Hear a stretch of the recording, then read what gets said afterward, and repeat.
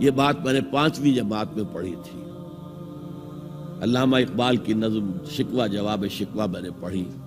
بانگ درا مجھے میرے بڑے بھائی صاحب نے بھیج دی تھی. ایک شعر تو وہ ہے بانگ درا کا جو میرے تحت الشعور میں کہیں چپک گیا تھا اور میری پوری زندگی کو اس نے ایک رخ پر ڈالا ہے.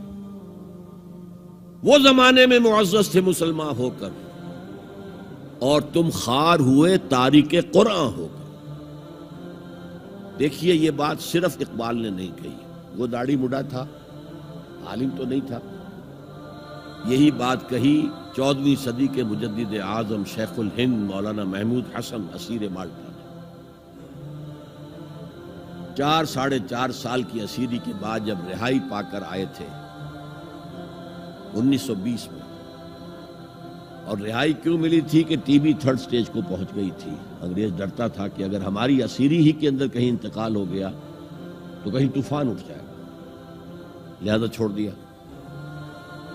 دیوبند میں ایک جلسہ منعقد ہوا اور وقت کے سارے بڑے بڑے علماء موجود. اشرف علی تھانوی صاحب موجود, شبیر احمد عثمانی صاحب موجود, مولانا حسین احمد مدنی موجود, ہمارے جو پاکستان میں مفتی محمد شفیع صاحب موجود. اور انہوں نے یہ واقعہ لکھا ہے اپنی کتاب میں وحدت امت میں کہ شیخ الہند نے کہا کہ ہم نے تو اپنی 4 سالہ دور اسیری میں جتنا ہی غور کیا ہے, ہمیں اپنے زوال کے 2 اسباب نظر آئے ہیں. ایک ہمارا قرآن کو ترک کر دے, یہ لفظ ہے اس کے اندر, نوٹ کیجئے. حالانکہ علماء نے قرآن کو ترک کیا ہے, لیکن اگر آپ نے کہا نہیں تو یہ صحیح نہیں ہے, کیا ہے. ان کا سارا زور فقہ پر ہے, حدیث پر ہے, زیادہ زور قرآن پر نہیں ہے. صحیح بات ہے. کہنے والا کون ہے؟ شیخ الہند. ایک ہمارا قرآن کو ترک کر دینا اور دوسرا آپس کے اختلافات. اور مفتی شفیع صاحب نے اس کے اوپر پھر یہ گرہ لگائی کہ حضرت شیخ نے جو 2 باتیں کہی تھی حقیقت میں ایک ہی ہے. ہمارے اختلافات بھی اسی لیے کہ ہم نے قرآن کو ترک کر دیا. تو یہ ہے ایک شعر جو میرے ذہن میں چپک گیا تھا. پھر قرآن سے اللہ نے جو ایک مناسبت دی ذہنی قلبی, اللہ کا شکر ہے, اللہ کا فضل ہے. دوسرا شعر وہ ہے کہ وقت فرصت ہے کہاں, کام ابھی باقی ہے, نور توحید کا اتمام ابھی باقی ہے. پورے کرہ ارضی جب تک کہ توحید سے جلوگر نہ ہو جائے اور اسلام کا ڈنکا نہ بج جائے, اس وقت تک حضور کا مشن مکمل نہیں ہے. حضور حوالے کر کے گئے تھے امت کے.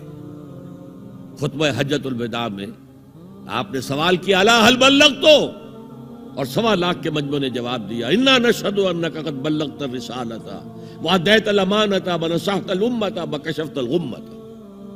ہاں حضور ہم گواہ ہیں, آپ نے حق رسالت ادا کر دیا, حق امانت ادا کر دیا, مسلمانوں کی خیر خواہی کا حق ادا کر دیا, امت کی خیر خواہی کا, اور گمراہی کے پردے چاک کر دیے.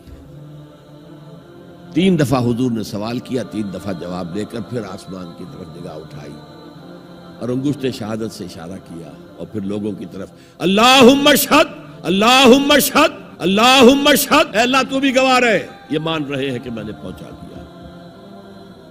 اسے میں کہا کرتا ہوں سائی آف ریلیف.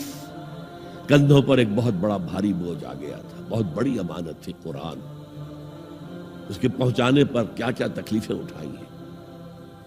پاگل کہے گئے, مجنون کہے گئے, شاعر کہے گئے, ساحر کہے گئے, مسحور کہے گئے, کیا نہیں کہا گئے. اور پھر جو مارے کھائی ہیں, جو 3 سال کی شیب بنی ہاشم کے اندر اسیری تھی, جس میں کھانے پینے کی چیزیں گھاٹی میں داخل نہیں ہو سکتی تھی. ہماری جیلوں میں تو آپ کو کھانا تو ملتا ہے, وہاں تو کچھ نہیں تھا. پھر طائف کا پتھراؤ یاد کیجئے, پھر مکے سے نکلنا اور 3 دن رات ایک غار میں چھپے رہنا. پھر مدینے کے اندر آپ کو معلوم ہے غزوہ بدر آ رہی ہے, اس میں 70 اگر کافر مارے گئے تو غزوہ احد میں 70 صحابہ شہید ہوئے, جن میں حضرت حمزہ بھی ہیں.